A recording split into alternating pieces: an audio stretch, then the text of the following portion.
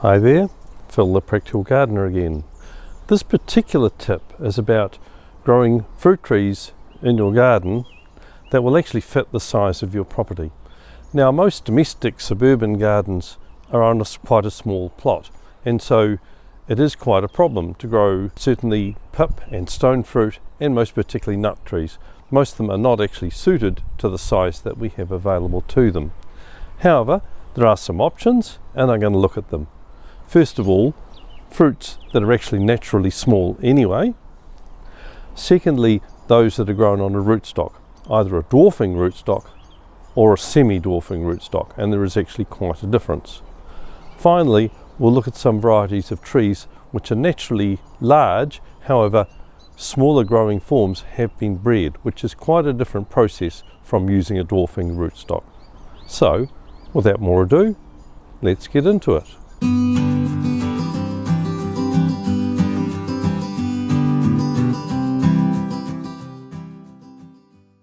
First of all, we'll just look at fruits which are naturally small growing anyway, and this includes all berry fruit such as blueberries, raspberries, brambles.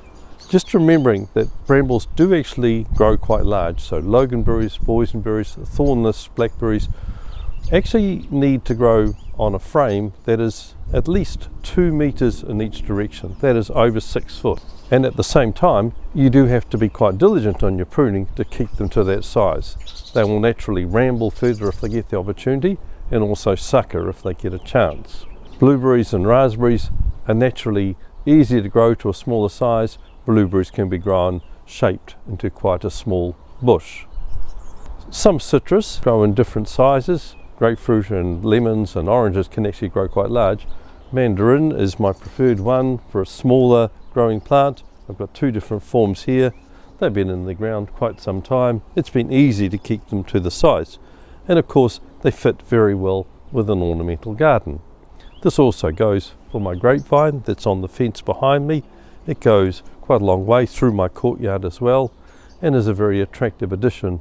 And as long as I keep it well trained and pruned, it never gets out of hand.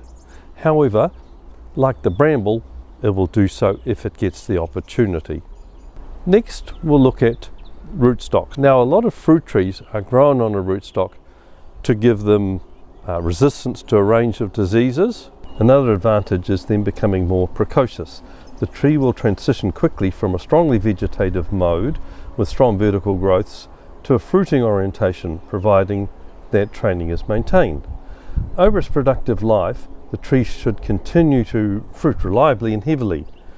The size of the fruit is the same as on a full-size tree. The 2 main forms of rootstock that are available are dwarfing and semi-dwarfing. First of all, dwarfing rootstock. This is when the tree has grown on a rootstock that will maintain it at a very small size. This is commonly used for apples and pears. Here I'm showing a pear which is grown on a dwarfing rootstock on an espalier form on the side of a fence. Trees grown on dwarfing rootstock will almost always need some form of support, so the fence is ideal in this particular case, and the espalier system is well suited to that method of growing.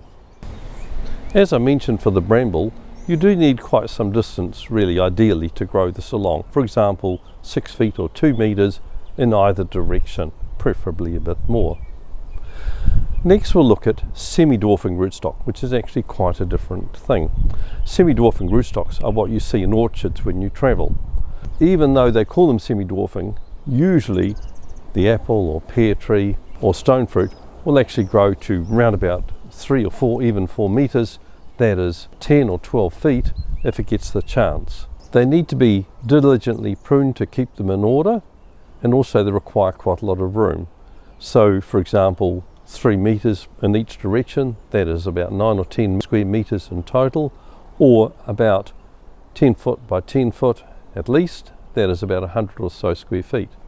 So you have to be pretty careful with your planning if you use a semi-dwarfing rootstock. Finally, we'll look at dwarfing forms of normally large growing fruit trees. So these are trees which have been bred into a dwarfing form. So they won't be the same as the fruit that you will buy in the supermarket. They are their own specific variety. and they're available for a range of stone fruits such as peaches and nectarines. For example, I'm showing here the Seckel pear, which has been growing in this ground for some time with very little training and has maintained its size, as you can see here, and is cropping well.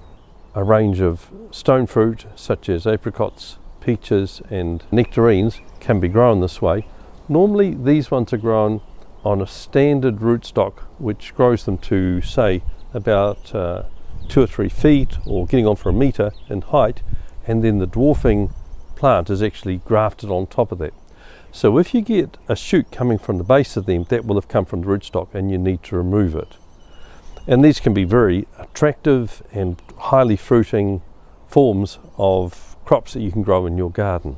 Because they've grown on a fairly vigorous rootstock, they normally don't need any form of staking, unlike plants grown on dwarfing rootstocks, and also they tend to retain quite an attractive natural form without a lot of maintenance.